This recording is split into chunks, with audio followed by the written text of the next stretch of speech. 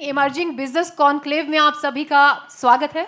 देश के दिल मध्य प्रदेश के NDTV emerging business conclave Bhopal chapter एक ऐसा मंच बना जहां मुख्यमंत्री डॉक्टर मोहन यादव, मंत्री, कारोबारी, विचारक, शिक्षाविद, कलाकार और उद्यमी समेत राज्य के बड़े नीति निर्माता भी एक साथ आए। कॉन्क्लेव की एक अहम बातचीत ने ध्यान दिलाया कि शिक्षा न केवल भविष्य की मजबूत नींव रखती है, बल्कि देश की अर्थव्यवस्था को भी नई उड़ान देती है। मगर यही सपना तब बिखर जाता है जब मासूम बचपन समय से पहले बाल विवाह की बेड़ियों में कैद हो जाता है। बाल विवाह सपनों की संभावनाओं की रोशनी बुझाकर अफसरों के दरवाजे सदा के लिए बंद कर देता है।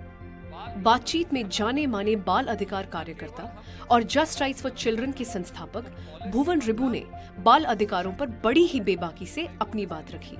उन्होंने बताया कि कैसे समय रहते बच्चों की सुरक्षा और सही सामाजिक सुधार लंबे समय में आर्थिक विकास और मजबूत बिजनेस इकोसिस्टम की नींव रखते हैं। इस चर्चा ने इस बात पर जोर दिया कि बच्चों के अधिकारों की रक्षा करना और उनकी शिक्षा सुनिश्चित करना सिर्फ समाज की ही जिम्मेदारी नहीं, बल्कि ये एक मजबूत, समावेशी और फलते फूलते अर्थतंत्र की असली बुनियाद है।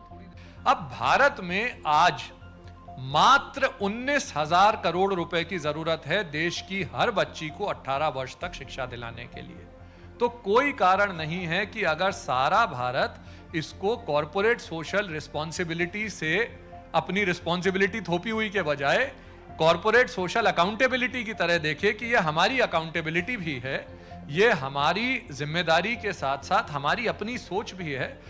अब सवाल ये है कि बात इतनी महत्वपूर्ण क्यों है? वर्ल्ड बैंक का अनुमान है कि अगर 50% महिलाएं यानी आधी आबादी वर्कफोर्स में शामिल हो जाए तो भारत की जीडीपी में 1.5% तक की बढ़ोतरी हो सकती है। यानी बाल विवाह को खत्म करना सिर्फ नैतिक जिम्मेदारी ही नहीं, बल्कि देश की अर्थव्यवस्था के लिए भी बेहद जरूरी है। कॉन्क्लेव की बातचीत में यह साफ हुआ कि कारोबारियों की भूमिका केवल अर्थव्यवस्था तक सीमित नहीं, बल्कि अपने प्रभाव और फैसलों के जरिए वे सामाजिक न्याय और समावेशी विकास में बड़ी भूमिका निभा सकते हैं।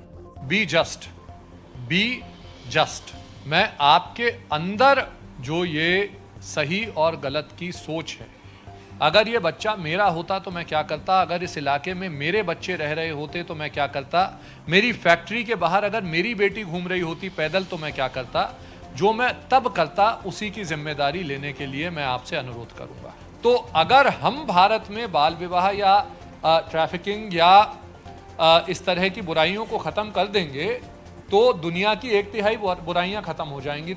आखिरकार बच्चों को ऐसे अपराधों से बचाना हम सबकी जिम्मेदारी है और इसके लिए पैसे से अधिक जरूरी है हमारा समय, हमारी संवेदनशीलता और न्याय के प्रति हमारा अटूट संकल्प। तभी हम आने वाली पीढ़ियों के लिए सुरक्षित और समान अवसरों का समाज बना पाएंगे।